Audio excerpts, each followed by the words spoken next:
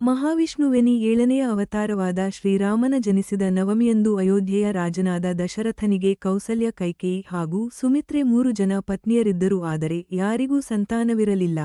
ನಂತರ ದಶರಥನು ಋಷಿಗಳಂತೆ ಪುತ್ರ ಕಾಮೇಷ್ಠಿ ಯಾಗವನ್ನು ಮಾಡಿದನು. ಈ ಯಜ್ಞದಿಂದ ಸಂತುಷ್ಟನಾದ ಪ್ರಜಾಪತಿಯು ದಶರಥನಿಗೆ ದಿವ್ಯ ಪಾಯಸವನ್ನು ನೀಡುತ್ತಾನೆ.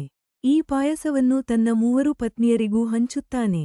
ಇದರಂತೆ ಚೈತ್ರ ಶುಕ್ಲನವಮಿ ಎಂದು ಮಧ್ಯಾಹ್ನ ಪುನರ್ವಸು ನಕ್ಷತ್ರದಲ್ಲಿ ಕೌಸಲ್ಯೆಗೆ ರಾಮನು, ಪುಷ್ಯ ನಕ್ಷತ್ರದ ಸಮಯ ಬೆಳಗ್ಗೆ ಕೈಕೇಯಿಗೆ ಭರತನು, ಅದೇ ಮಧ್ಯಾಹ್ನ ಆಶ್ಲೇಷ ನಕ್ಷತ್ರದಲ್ಲಿ ಲಕ್ಷ್ಮಣ, ಶತ್ರುಘ್ನರು ಜನಿಸುತ್ತಾರೆ.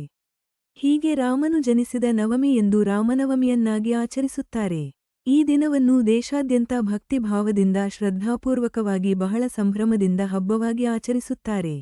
ಯುಗಾದಿ ದಿನದಿಂದ ಮುಂದಿನ 9 ದಿನಗಳು ಅಂದರೆ ರಾಮನವಮಿಯವರೆಗೆ ಪ್ರತಿದಿನ ರಾಮಾಯಣ ಪಾರಾಯಣ ಮಾಡಿ ನವಮಿ ಎಂದು ರಾಮ ಪಟ್ಟಾಭಿಷೇಕ ಪಾರಾಯಣ ಮಾಡಿ ರಾಮೋತ್ಸವವನ್ನು ಆಚರಿಸುತ್ತಾರೆ. ಕಳೆದ ವರ್ಷ 2024ರ ಜನವರಿ 22ರಂದು ಅಯೋಧ್ಯೆಯಲ್ಲಿ ಭವ್ಯವಾದ ಶ್ರೀರಾಮಚಂದ್ರನ ಮಂದಿರ ಉದ್ಘಾಟನೆಯಾದ ಮೇಲಂತೂ ನಾಡಿನಾದ್ಯಂತ ರಾಮನವಮಿಯ ಆಚರಣೆಗೆ ಮತ್ತೊಂದು ಕಳೆ ಬಂದಿದೆ. ಸಂಗೀತ ಪ್ರಿಯರಿಗಂತೂ ರಾಮನವಮಿ ಬಂದಿತ್ತೆಂದರೆ ಸಂಗೀತದ ರಸದೌತಣ.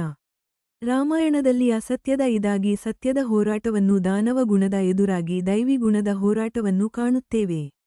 ರಾಮ ಲಕ್ಷ್ಮಣರು ಮಾತ್ರವಲ್ಲ, ಕಪಿಗಳು, ಕರಡಿಗಳು, ಮೃಗ ಪಕ್ಷಿಗಳು, ಅಳಿಲುಗಳು ಸಹ ಸತ್ಯಕ್ಕಾಗಿ ಧರ್ಮ ಅಭಿವೃದ್ಧಿಯಕ್ಕಾಗಿ ಹೋರಾಡಿದುದನ್ನು ಕಾಣುತ್ತೇವೆ.